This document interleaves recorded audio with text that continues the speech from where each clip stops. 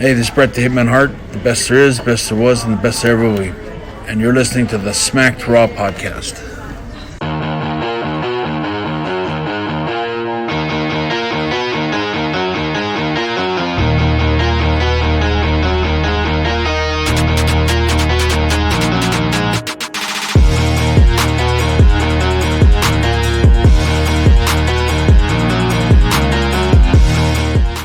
What's going on, everybody? And welcome to The Rewind. That show where me and RN take a look back at the most recent stuff happening in the pro wrestling in and outside the ring. My name's Kyle Tyson. And I am Mr. 8984 RN, the brains and beauty of the Smacked Raw podcast. Happy belated Father's Day, everybody. Sure. RN, did you enjoy your Father's Day? Yeah, I actually did. We didn't do much. We pretty much swam. It took me shopping. Got some shit besides socks. But I love socks, so that's not really like a bad thing for me. But yeah, actually, it was pretty good. I had my son, who's literally never around because he's 16 and hates his parents, so got to hang out with him for a couple hours. So all in all, it was a good day. I forget you even have a son. I hate that. Yeah. I feel like that. Me too. No, I really do. Me too. So you're not the only one. Man. Yeah, mine, I got stuck at work. I ain't gonna lie. Listen to this, man. I work in retail and I'm the only father in the entire store, and they have me work open to close by myself. It's like, what kind of fucked up stuff? Dirty. You know, I love saying it like that, but it was by design. Jess had to work open to close at her job. We kind of knew that was the case where like Monday's going to be our Father's Day, you know? Gotcha. All right, well, that's different. You got to put some context. That's not bad, though. Yeah, with context, it's not as bad, but like... Oh, no, I remember those retail days. Like, me and Adam, that's where we were. We met each other working at Under Armour, and everyone already knew I was not coming to any family functions or anything unless they planned it the day after or the day before, because I had to work Black Friday, Christmas Eve, Christmas Day for sure. I think New Year's is like the only holiday we actually got off. Yeah, man. When you work retail, that's kind of the thing about it is like, if you want to make money, it's the holidays that you work, man. Facts. I don't hate it. I feel like I'm definitely getting too old for it. You know what I mean? Like being on the sales floor.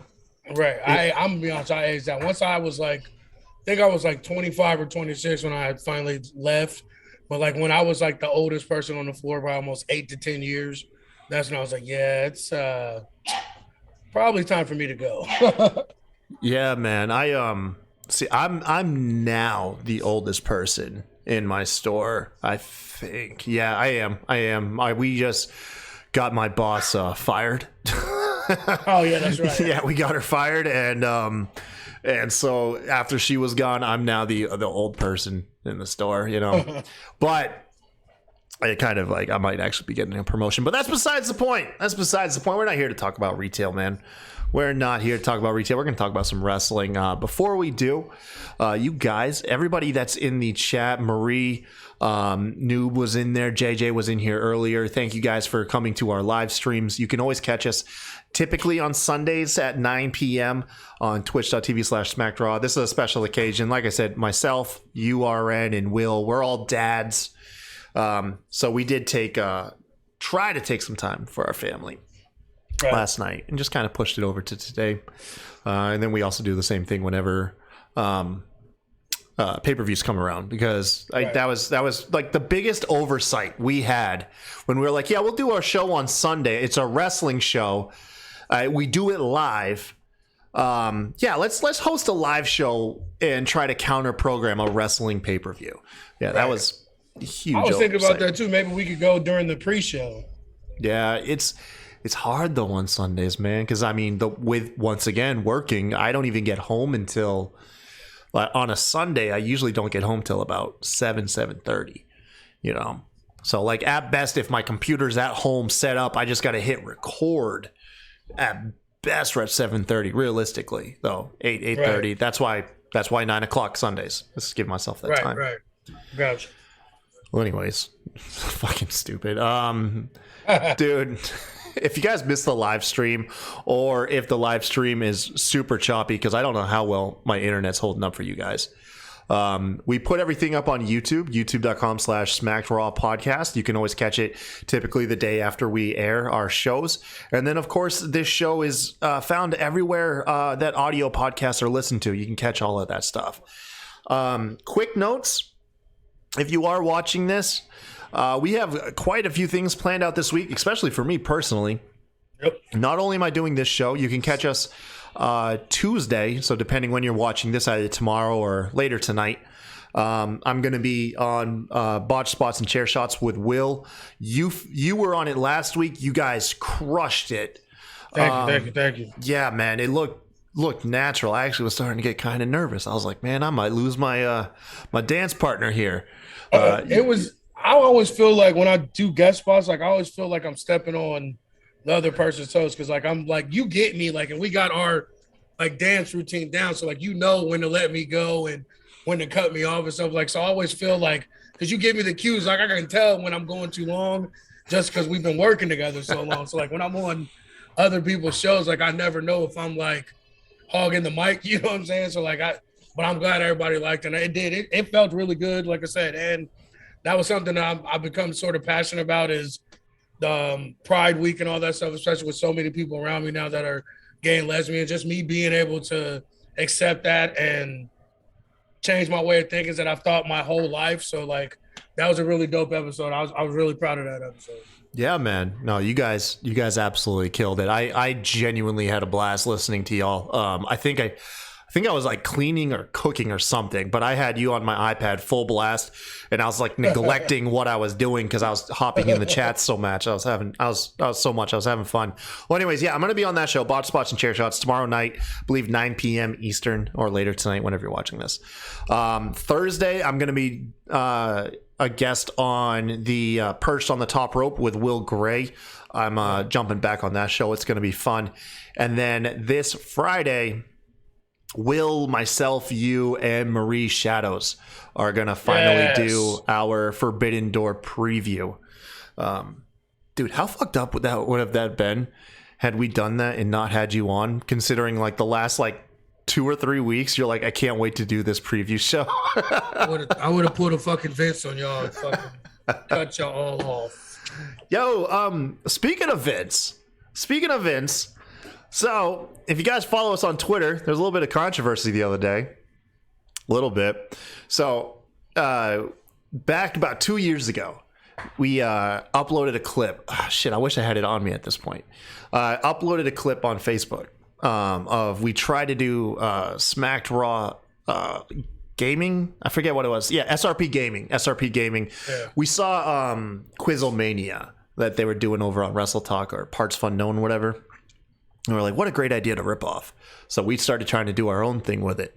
Well, on the pilot episode, we had Kevin Crazy, TC from Young Kings Wrestling, Standing Streamer from Putting You Over, and then, of course, myself and Vince. And during the show, Streamer got very drunk. And at one point, may have been peeing on air, on camera during the show. And I remember. Yeah, in a bubble, it's hilarious. The segment is hilarious with no context. Well, Vince was really upset about it, rightfully so. He was trying to do his show, and it threw him off. You know what I mean? This guy came in and kind of just like derailed his entire show that he'd been working on. Well, anyways, there was some drama. Me and Vince is, of course, a former member of Smacked Raw. He's no longer on it. He's over on Smacking It Raw with Matt Ritter. They do fantastic shit over there. The #1 wrestling podcast on Pornhub. But me and Vince have been like bickering like school kids for like the last year. So I just wanted to be known. I'm sorry, Vince. I reached out to him. I apologize to call him up. I was like, bro, we got to squash this. We have way too many mutual friends.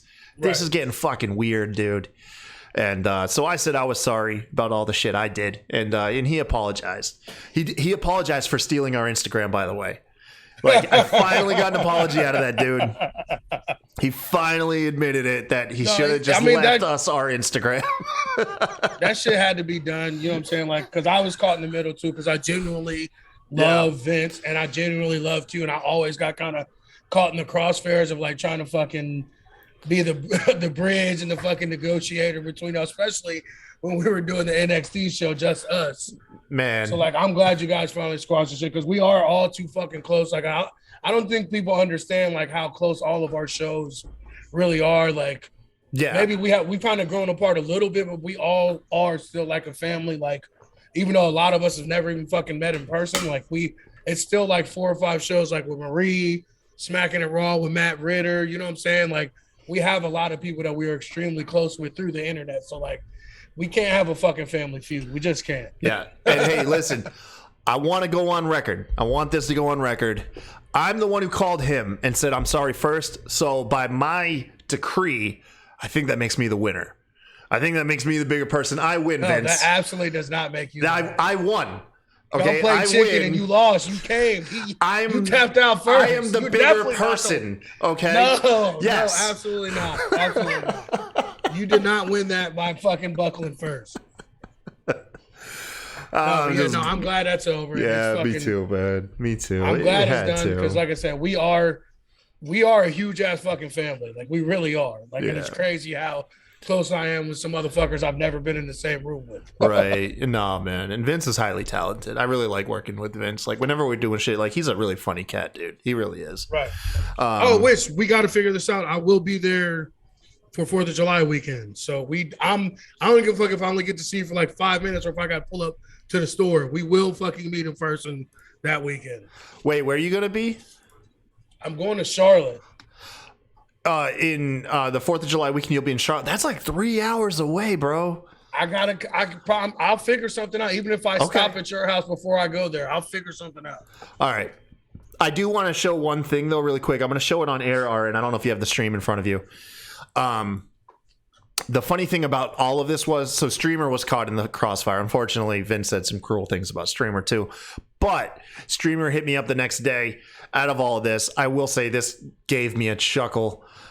Streamer showed off his official Smacked Raw portable urinal. I'm pulling the stream up. Leave it up there. Oh, what a fucking dick Streamer is. God damn. Look at this thing. This 30-second fucking ad. Never mind. Here. Just send it to me. I'll send it to you in the group chat, man. I'll send it to you. But yeah, no, that I did get a chuckle out of that. Here you go. I'll send it to you here. You can react on here. Why not? There it goes. All right. Fucking stupid guy. God damn it, Streamer. All right. That's fucking dope. Yeah. So, yeah, man. Let's figure out what we're going to talk about today. All right. So, Aaron, this is what I got going on. All right, let's do it. All right. So, last week was arguably like the biggest week in wrestling news in like a decade, it feels like. But maybe I think more, honestly. Yeah, I think what we're going to do is we will be a little bit more brief. We're going to touch on Jeff Hardy's DUI. Is Sasha Banks really leaving WWE? Paige is confirmed leaving WWE, and then of course the nuke of pro wrestling news, the Vince McMahon controversy. Other than that, it looks like I got some small things that we can just touch on. Booker T, latest body shaming of Adam Cole. We'll speculate. I'm gonna go on a rant right here. Just might as well just take a step back. Go ahead, bro. Bro, listen, Booker T is fucking trash, yo. Fucking trash. He's what we like to call kind of a coon, where he's always shucking and jiving for white folks like that. He is. And then on top of that, those fucking shucky ducky and all that dumbass shit he says he's like king to me. I'm a black man. I'm a nigga. I'll say it. I never know what the fuck Booker T is saying on those shows. None of that slang or anything he says. My black ass, I don't know what he's talking about. So I know you white motherfuckers don't know what he's talking about either. Get him the fuck off my TV screen immediately. He never has nothing but hot fucking garbage takes. Like, I can't believe how much I fucking hate Booker T. Like, Harlem Heat was the reason why I even fucking stayed watching WCW, because they were the only black fucking faces on the fucking show. And I cannot believe, like, how much I hate him to this fucking day. Like, he is straight hot fucking garbage. Just the dumbest son of a bitch ever. Like, I swear to God, I wish I could meet him in person. I could tell him how much he fucking sucks. 5 times, shit. Shit-a-rooney. That's what the fuck he does. Every take he comes out with, he's either bashing women, bashing black women, or bashing people for no fucking reason. Like, get out of here, bro. Like, holy fucking shit, Booker T is so garbage. Ran over. Is it safe to come out yet? Yeah, bro. Like, oh my God, I fucking hate this dude, bro. He's getting to natty levels of hatred from me, bro. He's almost there. He's like 2 notches away from being on natty's level. I fucking dipped, bro. I left. God, he's so trash, bro. Like, and like I said, like all that shucky ducky, and you sometimes you gotta fucking we high on a super tang. Like, nigga, what are you saying, Pootie Tang? Shut the fuck up, bro. He's such a silly man. He's a silly man. All Well, right, you know what? Sorry about that. You know, all right. Shit So made my head I hurt. will cross Booker T off of the docket. That's done with. Fuck Booker T. Brian Danielson. Excuse my language. You good, man. You good. I'm just gonna segue back into tonight's rundown. Brian Danielson addresses Forbidden Door and Blood and Guts. Essentially, if he's gonna be on the show, we're just gonna speculate. You know, because he hasn't addressed it. Is he really like shoot injured, or is it just like him off TV type shit? That's what we're gonna speculate, man. Oh, okay. RN, did you watch Slammiversary? Yes, I haven't finished the main event, but I watched everything else. All right, cool. So I'll get your thoughts on that. I haven't watched it yet, so I'll let you give me some pointers on that. A fun one. As I was going through Twitter, we're gonna just do like a brief reflection of Jinder Mahal and his title WWE title run, whether or not if it was truly as bad as we thought it was back in the day. And then lastly, we'll speculate on where the women's tag team titles are going. Let's knock out the new shit first, RN, because it's the oldest stuff. It's the oldest stuff. If you're the type of person that's listening to the rewind, you're also the type of person that you've already probably heard 10 different opinions on these news pieces. So we don't need to say the same things over again that you've probably heard. As far as the Jeff Hardy DUI stuff, I got 2 things on it. A, we've heard it all. We've heard everybody say he should retire, that the man's endangering other people, he should be locked up, all this other stuff. My 2 cents on it, just hire a private driver, Jeff. You've got so much fucking money, bro. You can hire somebody. If Snoop Dogg can have a dedicated blunt roller, Facts. like a full-time man that follows him around and does nothing but roll blunts, Jeff Hardy can hire some cat to do nothing but fucking drive him from place to place. I agree. I say that with like athletes too. Like, you got all those dumbass dudes from your hood that are sucking at the teat that you drag along from your neighborhood. Make one of those fucking idiots be the all-time driver. That's all you need. Pay him $40,000 a year just to be your driver.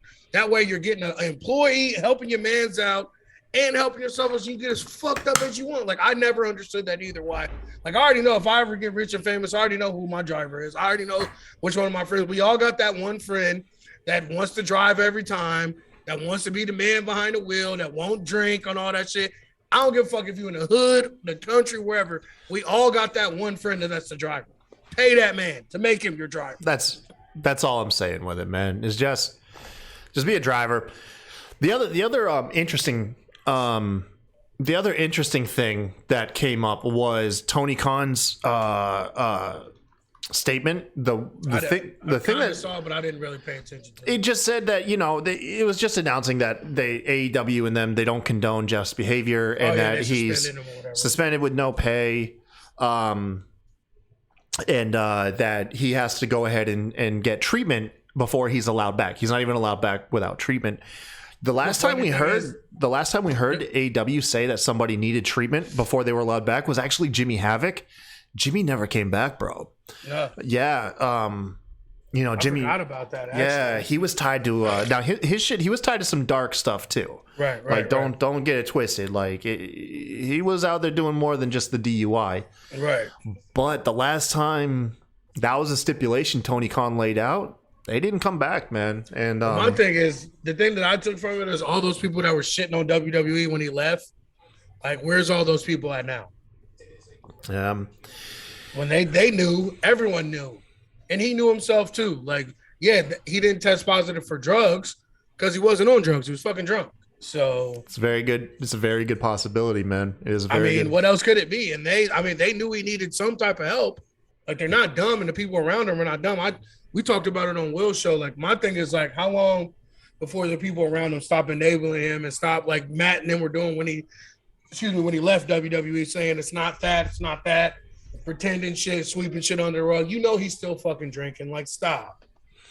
Yeah, I mean, it's a dude. Drinking's a beast, man. You and I both know personally. I'm proudly rolling up on 5 months sober, and I got to tell you, the last couple weeks, even, you know, it's a weird fucking thing with addiction, because like only an addict would want to reward themselves with the same poison, you know, that they're trying to get away from. And that's and those are thoughts that go through my head, man, is, you know, and I know it, you know, it's, I know objectively, like, I shouldn't do that. But at the same time, I'm sitting there and you can't help it. You be sitting there bored as fuck, or, you know, and you just be like, you know what, you've been doing good. Why not just have fucking one good night? Yeah. It don't bother me much. That's the thing about me, though. I don't get bothered by other people drinking. Jess still drinks wine and shit. Why, it don't bug me. Like, I do it at least once a year where I could go at least 90 days. I've gone 8 months before, 6 months before. I only went 2 months this year, but that's because we had a bunch of traveling and shit. Went to like 10 weddings within like 6 weeks. But like, I just do it just to show myself that I don't need it and that it's not an addiction, that if I really wanted to quit, I could. So it's more like a mental exercise than anything. But yeah, no, I'm just like, I talked all that shit about Jeff, and I can't believe I even fucking defended him on a few occasions, where this is why I never did and why I always never took that position, because at this point it's like Will said, like, unless you want to get clean, you won't. So yeah, this is all on him. This is no one's fault but his own. Exactly.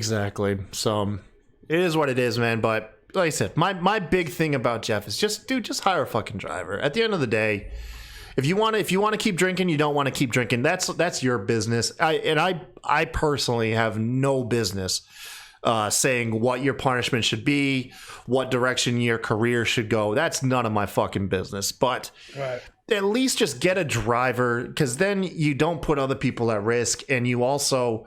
But the thing about that is that would be admitting that you have a problem, and that's what his issue is. You think so?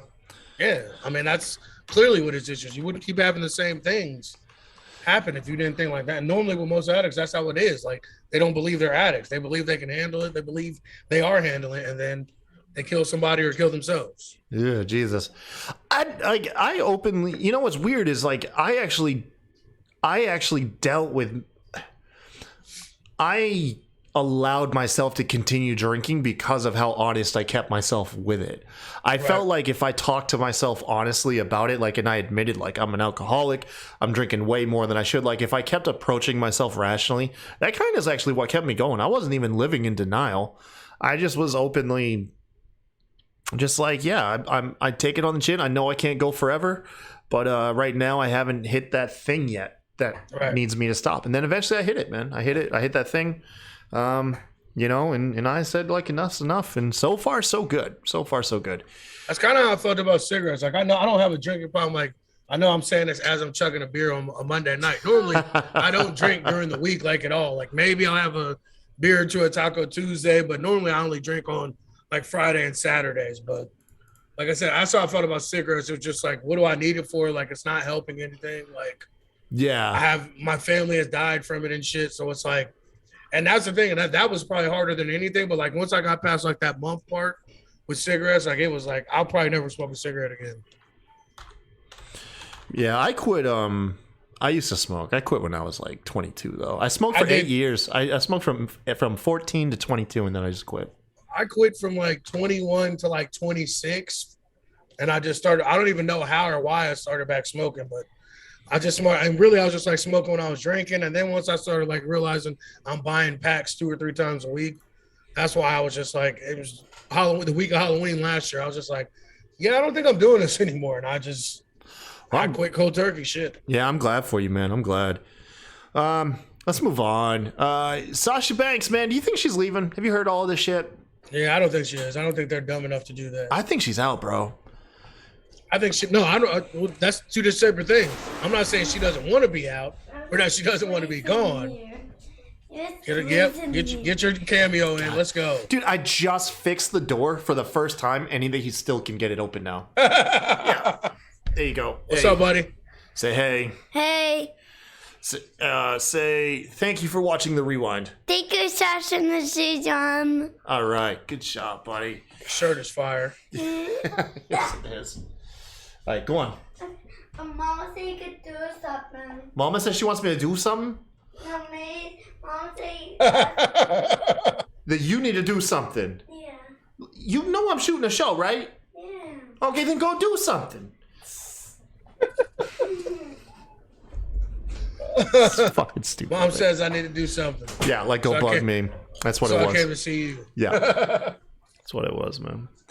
I think she's leaving, man. I feel like it's out there, man. I don't know why. I don't think she's going anywhere else. Like let's be truthful.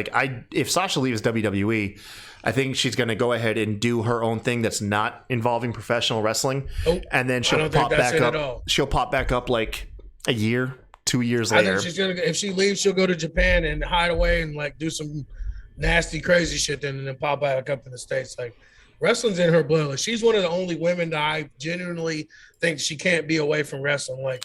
You think even so? Even when she wants to be, even when she tries to be, she always comes back. Cause like she could have took more time off. And then what she do when she had time off the last time? She went to fucking Mexico and Japan and trained with luchadors and Japanese wrestlers while she was off TV. So it's like, I think she genuinely loves it and it's in her blood. Like, I don't think she's going anywhere because I don't think they're dumb enough to let potentially the biggest star on their fucking roster walk. Like they're beyond idiots if they do. Man, I don't know, man. She's in Star Wars, bro. She's part of the Star Wars franchise now. Yeah, that's what I'm saying. Like, if just off the strength of her outside stuff, you cannot let her walk. You cannot. Did you see her in Star? I don't watch Star Wars. Yes, I saw her in Star Wars. Everybody, I know I'm gonna get so much hate. Yeah, what's her role like? Is she like a reoccurring character? She could be. Yeah, she could be. She's actually one of the Mandalorians, but one of a different set of them. But yeah, she could definitely be a reoccurring character. So they left the door open for her. Essentially, is what absolutely. Disney did. Yeah, man. That's kind of what I see her doing, man. Is working with Disney and Marvel maybe. And then just going back to WWE afterwards. Like she feels like a person that's like WrestleMania or bust. You know what I mean? Like she's not going to go to AEW. She's not going to go to Impact. Like that would be lowering her status. That's why I said New Japan. That's why I said New Japan, and I think that might be one of the best places for her. Honestly, I'm going to sound like an idiot. Does New Japan even have a female roster? Yeah, they do. I thought it was like an all males roster, and that's why there's like a Stardom over there, you know. Well, I could be wrong. Maybe that's real. I know that they have like female matches sometimes on like the pay-per-views and stuff. So I could be wrong though. You see, man, I know the chat's on a huge delay. Marie will probably chime in like a minute whenever it catches up, and she'll. But even Stardom, like Stardom's one of the biggest promotions in the world as far as women's wrestling go. Man, yeah. Marie says I like Star Trek over Star Wars, so that gives you an idea of how far behind the stream is. Paige is gone though. Paige is gone. Yeah. She is totally wrestling again. Yeah, she's wrestling again. Oh man, yeah. Paige is for sure wrestling. She's pulling a Daniel Bryan for sure. Yeah. She claims though that she claims that it was not her walking though. It was actually WWE opting to not re-sign her. So it's actually her contract expiring, which is in the beginning of July, like very early July. It was July 7th is the last thing I read. Yeah. And all right, cool. Marie did say Stardom, New Japan's all male. I fucking knew it. I know something. All right. I knew something. I was like, NJPW smells kind of misogynistic, doesn't it? Yeah, it does.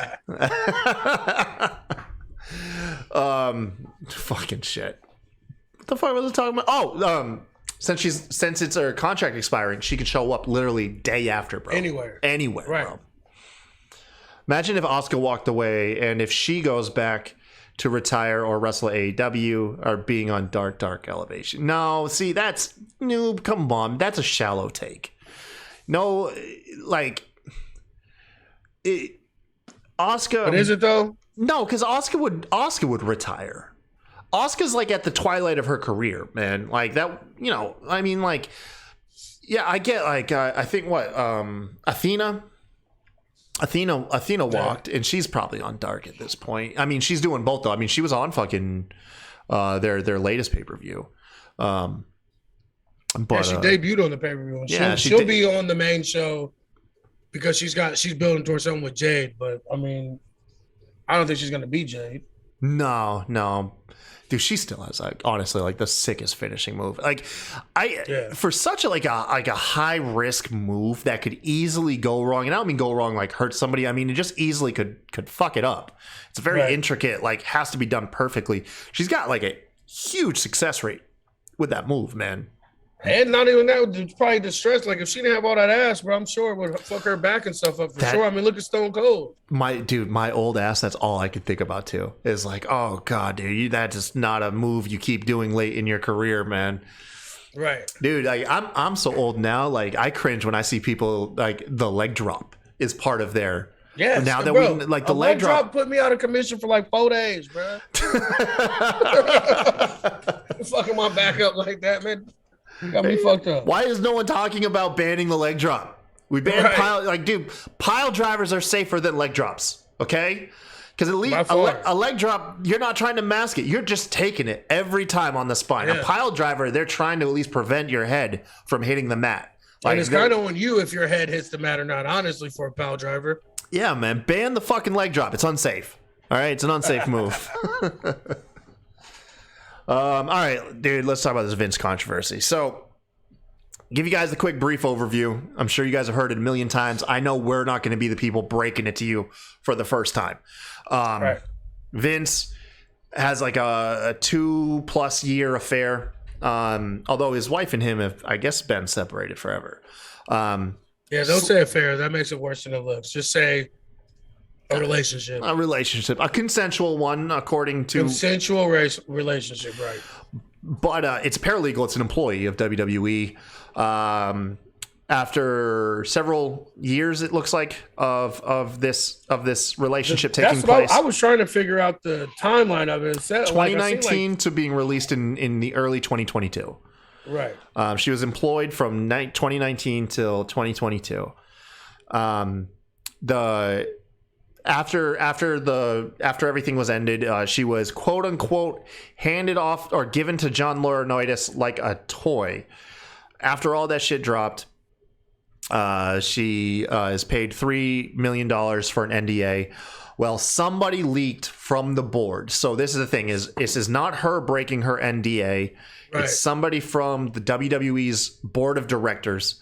Leaks this relationship is now having it investigated, and it's not so much that any of that we spoke of, the thing that's being investigated, because everything, although morally pretty fucked up, still legal. It was his money. The relationship was consensual.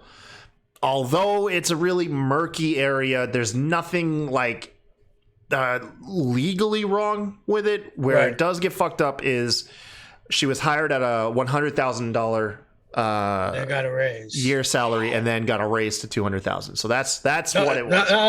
It's not just a raise. She got a raise. She was a paralegal at $100K. Yeah, she got a raise when she got shipped over to be Laurinaitis' personal assistant. So she got a demotion, but got a raise. That's the part. So since this, and you know what, like I said, if you want someone's opinion on this shit, it's pretty simple. It's pretty fucked up, but then again, are we surprised? Like, I think that's the crazy thing, is how many people are like, I can't believe it. Well, bitch, you did not watch wrestling in the 90s, okay? Well, and not even that. It's any high-level executives, they all do the NDA stuff. They all have extra stuff going on. Like, it's pretty much, most people knew that his relationship with Linda is like not really a thing. It's on paper and not really like what do you expect when a guy that doesn't sleep like that and does the things he does? Like, of course he had some young trim on the side. Like none of this means a fucking thing to me. Like I think it's all way overblown. I think it's all fake outrage. Like just because it's wrestling. Like this happens in companies all the time with NDAs. Rappers do it all the time. Musicians do it all the time. Like none of this shit is like surprising or makes me like shiver. Like, I mean, and it was all consensual. And that's the thing that I hate about it. People were running with it, making it seem like he was like, it was there are, so if I recall correctly, her friend who is, what do you call it when like, you know, like you want to speak out? You want to say stuff, but you can't. So you have like somebody else is saying it. It's their words, but it might really be your words. What'd you say? Whistleblower. Yeah. Well, or her friend is saying, I think it's her friend at least, says like it might not be consensual, but that's not my talking point. I have a conspiracy about Stephanie being appointed CEO or interim CEO. So I have a tinfoil hat placed firmly on my head from everything that I've been reading, and this just makes all the sense in the world, and it all comes down to Nick Khan. Nick fucking Khan. All right, listen to me. Just follow me for like 45 seconds. So Vince voluntarily steps down, but is still retaining his creative duties on. Then, now, and forever. Yeah. Oh, Jesus Christ. So he's still retaining his creative duties on the product, right? And Stephanie McMahon is now interim CEO, right? Now, mind you, about a month ago, she was released from WWE, and WWE kind of tried to bury her on the way out.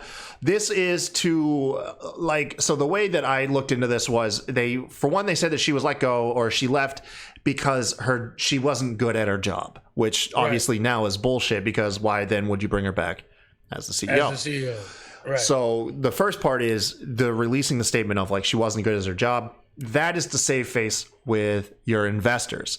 So it doesn't look, when you have a publicly traded company, it doesn't look good when you have a longtime employee that's that high up voluntarily just leave out of the blue, right? So that can get investors really sketchy. That can drop the stock value of your company. So what you do is you trash that employee, that they weren't good. It's a good thing they're gone. That's kind of why you do that, whether you mean it genuinely or not. But with Stephanie being back, this is where it gets dicey. So this is what I think. This is pure speculation on my end. Vince, of course, we've all heard the rumors. Vince has stepped down, but he's really still the CEO, right? Right. And we've also kind of heard the stuff that, since the controversy is dealing with mistreatment of women, one way to make the company look good is you put a woman in power. So there's that aspect too, Yep. How bad do we treat women if a woman is now acting CEO? And then here's where Nick Khan comes into it. So Stephanie's there's interim. It's not permanent, right? A lot of people that are way smarter than I am when it comes to this stuff, I've gathered their opinion. They actually believe that Vince is done. They think this really is Vince stepping out. That maybe his statement on SmackDown was his last hurrah. Maybe. I doubt that, but maybe. I doubt it too. But right now, WWE's in the hot seat because it's not just us wrestling nerds that are talking about this. You have like major publications that release real fucking news. I was watching The Jump on Friday morning, and they announced the breaking news. Mike Greenberg announced him stepping down and shit. So like, it's real. It's real news. So while that shit is going on, you know who eats all the shit when you have a company in the hot seat? The CEO. Vince is out. Stephanie can come back in temporarily, take all those shots, right? And then once the water settles, she's out the way. In comes Nick Khan. And what do you and I, man, we're fan of reality TV. This would be Nick Khan keeping the blood off of his hands. The controversy comes in with Vince. And then the McMahons are out. Officially, the McMahons are out. Done. They're done. I think this was always, I don't think this coming out was, but I think this was always Vince's exit strategy was to get Nick in there. Like, I think he hired him. He wanted his company to go a specific way. Triple H having a heart attack was awesome for them to get that out. Jesus Christ, dude. I'm just saying, like, I just think that at the end of the day, I think this was Vince's way to clear his family out of this and so have his company set up and run the way he really wanted it to be run. Yeah, man. That's just what I've always thought since because think of all the shit. Nick Khan has made more changes to this company in the last 5 years than they had in the last 25 before that. No, you're right, man. And all the players we thought that were going to be big players when Vince left, who's still there? No, not really. It's him. Stephanie. Yeah, well, Stephanie was gone too. But yeah, Stephanie that's will what be. I'm saying, That'll be it. That'll be it, and that's why she's interim. You know what I mean? Right. She's not setting up as being a successor of it. Like she's just the interim. Not. That's what I'm saying. So, like, at the end of the day, I think this is what Vince always wanted, was to get them out of there and to get somebody that could run it like a sports franchise or a TV station or TV network, which is what Nick Khan is good at, and to use it to set them up for things in the future that are not, where they're not just kind of stuck in one place on USA, where they're getting the spots on ESPN. They're getting things like, I think that was the whole reason why he hired Nick Khan, was you take advantage of his connections and everything and to get the company where he really wanted to go and not end up being a family business run by his kids. Yep. And I completely agree, man. And I think that's the power move. I feel like it. That's my tinfoil hat right there. Stephanie's here just to take all of the choppiness, all the bad PR that comes in. Stephanie's gonna be there just to take the hit. Once it's done, she's out the way. Vince either gets to go back into power, or ultimately he probably steps away. In comes Nick Khan, and then they sell the company. He ain't fucking stepping away. Just for the simple fact that he's not stepping away of his own accord. Well, he's leaving when he's ready to leave. We'll see. We'll see. I'll bet money that he'll be back within a year and a half, 2 years. I guarantee he'll fucking be back. I just don't like that. Then, now, and forever for me is always going to stick with me. Like, he meant that shit.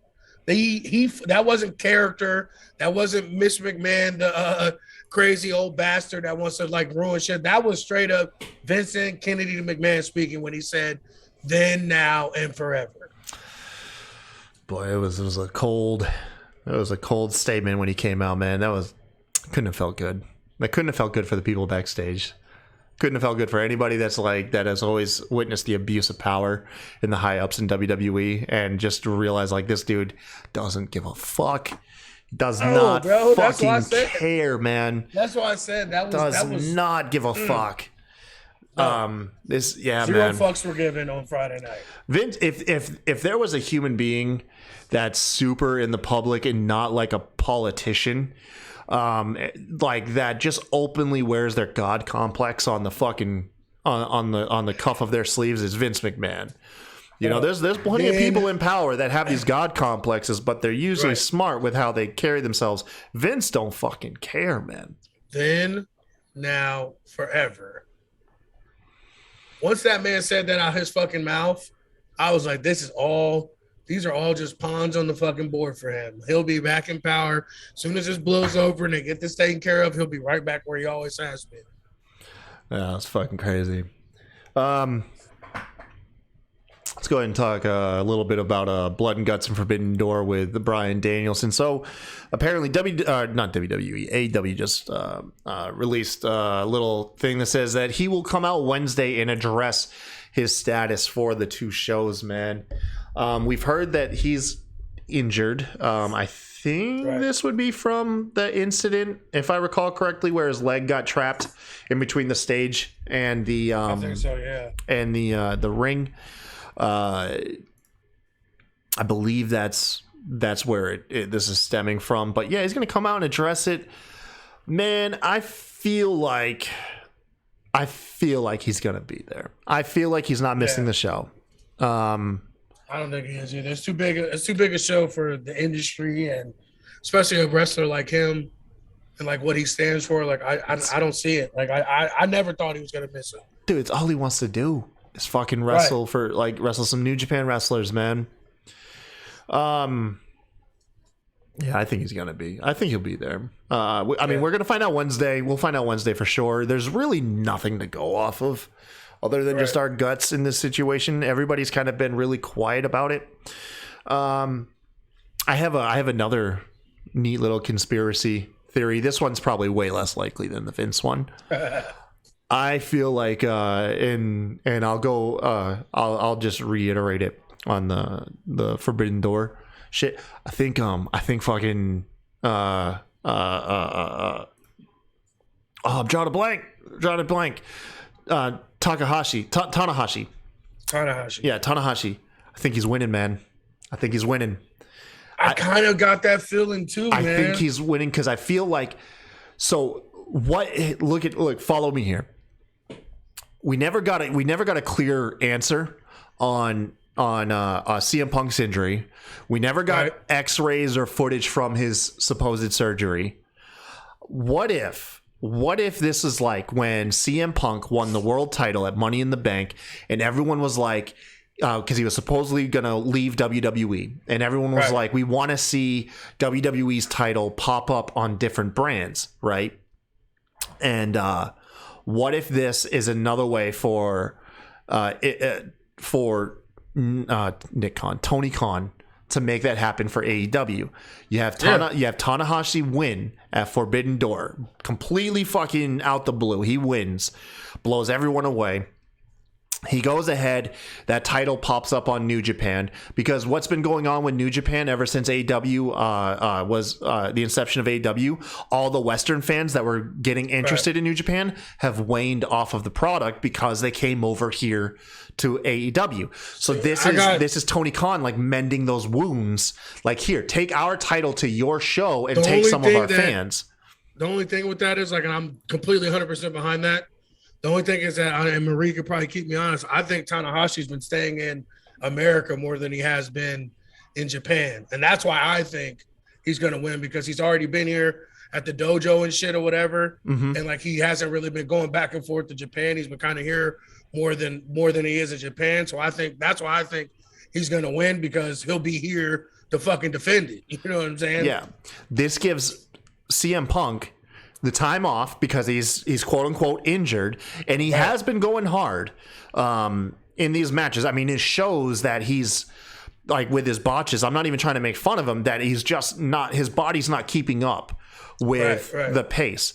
Lets him rest, heal up a little bit from this recent run. Lets Tanahashi go ahead, and let's make this right by New Japan for having all of your big stars leave you.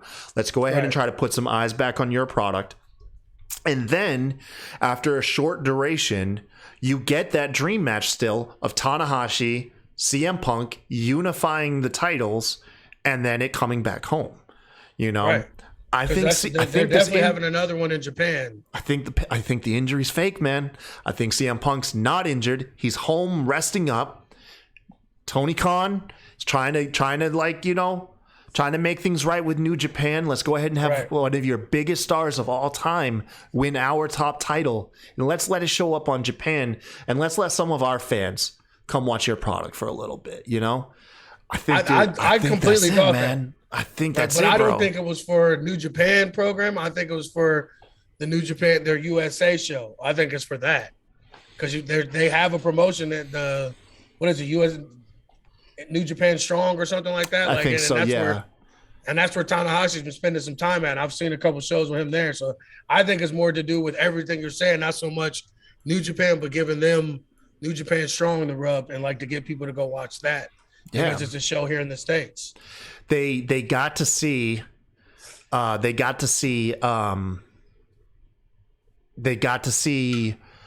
the mistakes of their way when they tried to do the cross promotion with Impact.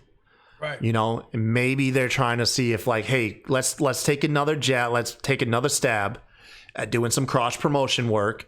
This time, maybe they can take the missteps that they had. You know, Marie says Tana wants Punk at Tokyo Dome. I'm telling you, man, it makes sense. It makes sense. No, I've been behind when that. Have they like, ever I've been so vague about an injury?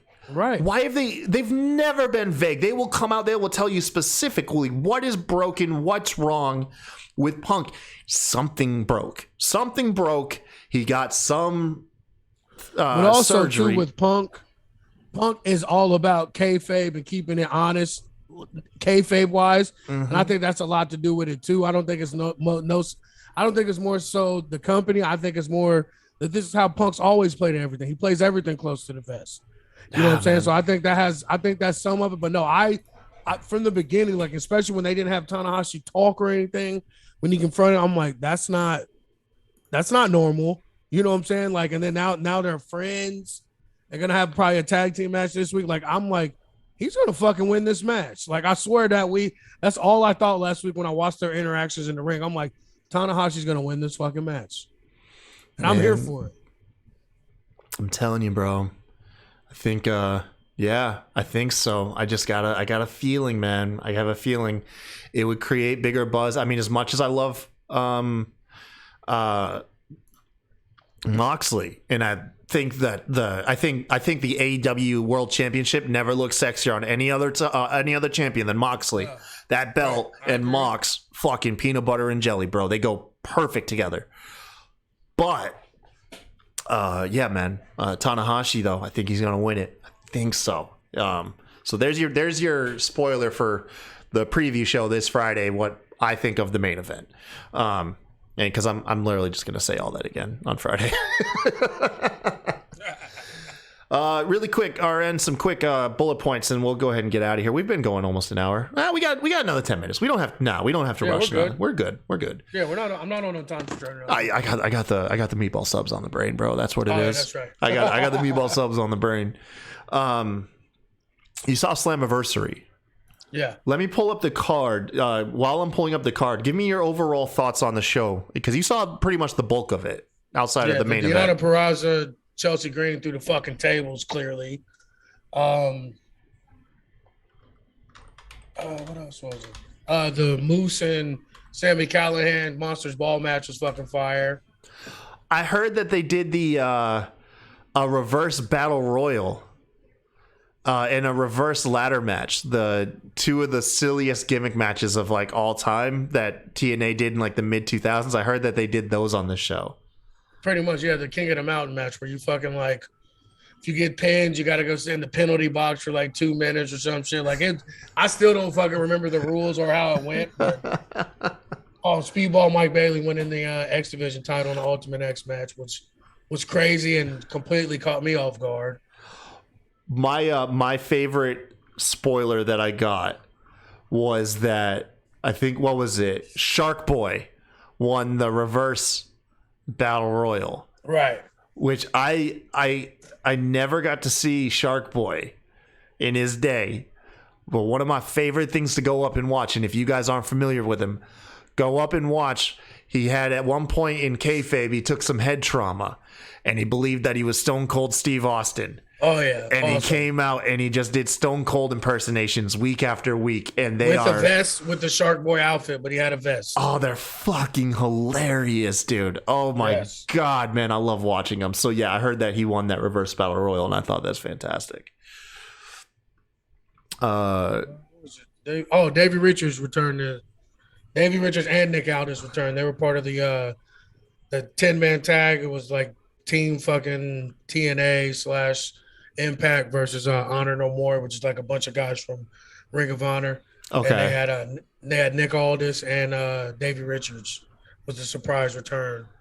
Oh, and they got a guest spot from Eddie. Not from Eddie. They got a couple from Sting, and AJ Styles had a AJ Styles, man. WWE. Good on you, WWE. Right. That's what I was gonna say. That was actually dope because it was legitimately TNA's like 20-year anniversary or whatever. Yeah. Yeah. I heard that both Earl Hebner and what's Earl's boy's name? Brian Hebner? I think so. I don't know. They had a little tribute moment to Kurt Angle had a piece. Yeah. No, it looks good. I'm gonna go back and watch it. I saw the part where Scarlett. Essentially, what'd she do? Like, she pretty much like low blowed Effie, I think his name was. Shit looked hilarious, man.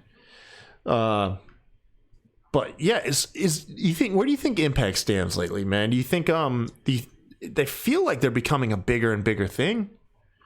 Yeah, a lot of it is too, like, it's more than now because it's really AEW's fault, and Impact's kind of benefited from it. Is all those people that they signed that they couldn't keep. So like Mia Yim, which I think is still ass as hell, but there's all types of people that You think like, Mia Yim's ass? Mia Yim's got an awesome character, man. What is her character? She's like urban with blue hair. Exactly. So, we'll keep moving. Just saying. She's still the same person she was in WWE. Like nothing changed except for the setting. Yo, I loved it when she was what was the faction that she was like fucking murdering backstage in NXT? Oh, I can't remember. It was like these. It was a group of women. God damn it! I think it was like the MMA's Four Horsewomen. I think it was maybe. I don't know. It was with Shayna and Marina Shafir and Jessica Duke. Yeah. There was she was like jumping them backstage, and one was like black and white footage in the locker room, and she just wrecked this bitch, and it was brutal. It was gnarly. I remember we used the audio as the intro of our recap that night, and it's one of my favorite intros of all time. I loved it back when we would do the recaps, and I would use like audio from whatever show we're recapping when it was like we had a badass moment. I think we used like Kevin Owens like little pipe bomb moment from SmackDown once. It was great, man. It was fantastic. But Impact's like fucking just overlooked, bro, ain't it, man? Because it seems like they don't have a channel. If they had like a channel that was accessible to fucking everybody, because that's my main problem. Like I would watch them every week because I think they're on Thursdays. Where there is shit on Thursdays. Like I would literally watch them every week, but I don't get the fucking channel that they're on. So I gotta wait and watch it from whatever links or shit get posted. So it's like, I don't know. And they still are kind of cheesy. Like their presentation is cheesy as fuck. Their presentation commentary is kind of cheesy, but in ring wise and their characters and everything, like it's fucking fire to me. Like I love it. Like I still, like I said, I don't keep up with it as much as I did in the past, but I at least watch once a week. And I don't think I've missed a pay-per-view in probably 2 years.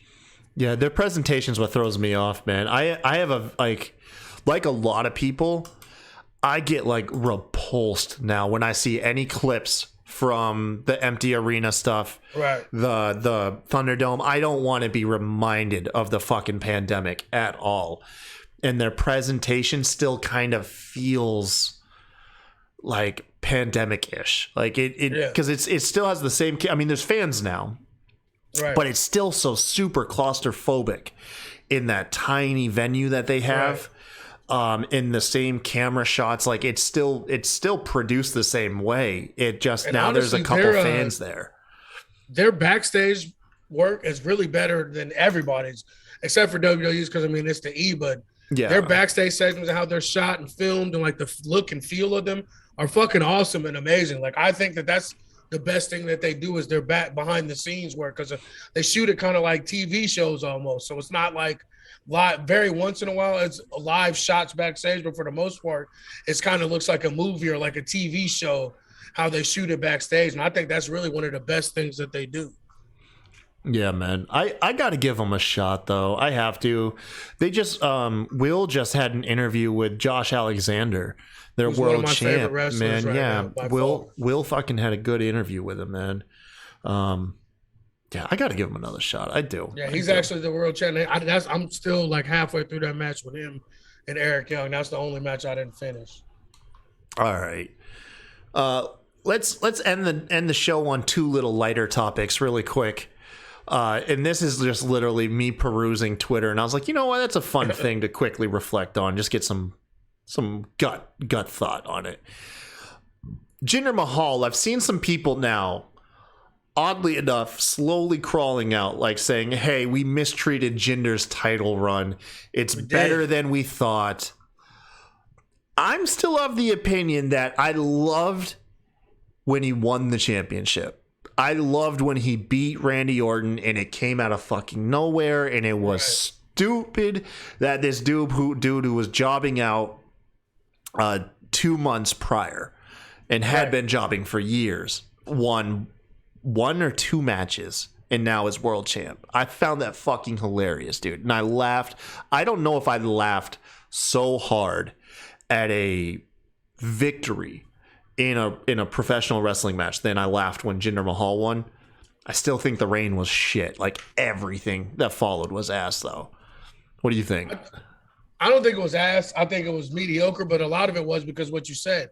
The shit fucking came out of nowhere. We had no chance to look at him as a threat or as somebody that could even have a fucking chance. So it's like he was never taken serious out the gate. But I thought it was dope because it's the first time in a long time WWE went out of their box and like really tried to make somebody and like really tried to like try something new and different. And they didn't get enough credit for that. And he didn't get enough credit for being able to be the champ like he was and hold it down like he was. But I thought him and the Bollywood Boys, I thought that was a fucking dope ass combination. Like I said, a lot of it is just like we never got a chance to take him serious. And like as a potential heel or even just a chicken shit heel, we never got any chance. Because like you said, he was jobbing out for fucking 2 months. And then next thing you know, he's a world champ. So it's like, yeah. The other thing too, and this is the same thing we were all complaining about when it was going on, was you gave him no story to that title. Like, you easily could have made a simple story of the underdog who just started winning. You know what I mean? And given him like this whole arc of like, look, you're the Rocky Balboa. Like you suck. But you know what? You've strung together a couple wins. Here's your big shot. They didn't do any of that. It's just all of a sudden he went from jobber to world champ in the ring, and we were supposed to just accept that. You know what I mean? Like, it wasn't a super awkward transition. And then B, they did it to capture the Indian market, and they still made this man a fucking heel. Like, and that was the other thing. Is like, dude, why? They also made him like, dude, the racist shit with Shinsuke on that one episode of SmackDown. That was pretty tough too. But that aside, they just put like zero effort into it. And I mean, you know, it's par for the course with WWE with a lot of shit that they do. You know, zero effort. Just here's some gold. And I just don't think they had any type of like plan for it. Like, I think they had a plan going into it, but I don't know if they just fucking gave up of it and did what it was. But like, I don't think there was like any sort of direction planned out for how his title run will go. So on a scale of 1 to 10, 1 being like absolute dog shit title reign, 10 being one of the all-time best title reigns, legendary status. Where's his reign? I'm at like a 5. Ah, bitch, that's way too high. I say 3. I think it was only because how it happened and it was so far like left field and how out of pocket for what they normally do. That's like you said, him winning was the best part, and it was all downhill from there. It was nothing. And then you got that advertised match with Brock Lesnar, but then just lost the title to AJ Styles, and we were like, thank you fucking God, dude. Although I felt like that was a robbery too, because we were like, yes, he'll finally get his comeuppance. Brock will throw this dude around, because, you know, remember, by that point he was skating by with the Bollywood boys, right?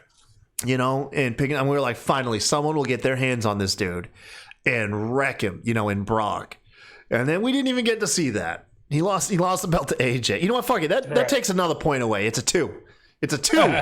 All right. And lastly, really quick, man, and then we're gonna sign off here. Those women tag titles coming back. When were they around? I thought they'd been gone. So, Sasha, Naomi throw the titles down on Vince's desk. We're fucking out. You don't care about these titles. We're out, right? Right. Next week, they announce. Wasn't it supposed to be a match for him? A tournament. I totally forgot about all of that. That's right. And WWE's banking on that. I think because of that, they're done. Yeah, I mean, it was. That's it. It was That's literally a wrap, just a man. thing to fucking pacify fucking Bailey and Sasha anyway, to get Sasha to come back. You know what I'm saying? So there was no place for him anyway. First of all, when you don't have any teams, what the hell do you need tag team titles for? I don't know, man. But I think unfortunately they died a slow, painful, disinteresting fucking death. And yeah, I think they're gone, man. I think they're gone. But you know what's not gone is us. We're going to be here all week. Like I said, thank you guys for watching this. Check out Box Spots and Chair Shots later tonight if you're watching this on YouTube, or tomorrow, whichever it is. I'm going to be with Will. Me and him are going to talk about like Brock Lesnar and some MMA stuff in professional wrestling. I cannot fucking wait. I've been telling people I want to talk about MMA and pro wrestling. Those are my two favorite things. I finally get to do it with Will. Thursday, I'll be recording an episode with Perched on the Top Rope. I'm actually on their show. With Will Gray.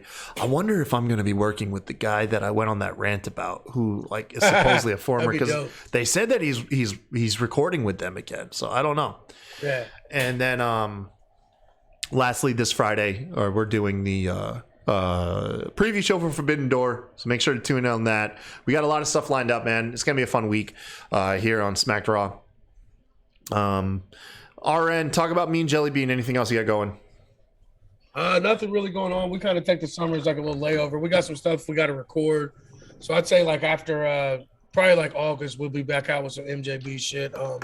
Couple litters on the way with Route 4 stuff. Super dope shit coming. So just check us out. Follow us on everything. Route 4 Kennels on IG. Mean Jelly Bean Productions on YouTube. Mean Jelly Bean Memes on Facebook. Mr. 984 Twitter. Holla at your boy. Yeah, man. And also, by the way, I've been getting kind of bored lately and playing around with some stuff. I fucking hate this because I really don't like Facebook, but I've been making some reels. If you haven't seen them already, check them out. I made a couple good reels on Facebook. Tag me in them when you post them. Okay. I'll figure out how to do that. But yeah, just go to my page and look at my reels, man. I've made a good handful of them. They're pretty fun. This is fucking dumb because I know everybody hates Facebook. That's like fucking 25 and under. Thank you guys for watching. Until next time, y'all have a good one. See y'all Friday. Hey, this is Bret the Hitman Hart, the best there is, best there was, and the best there ever will be. And you're listening to the Smacked Raw podcast.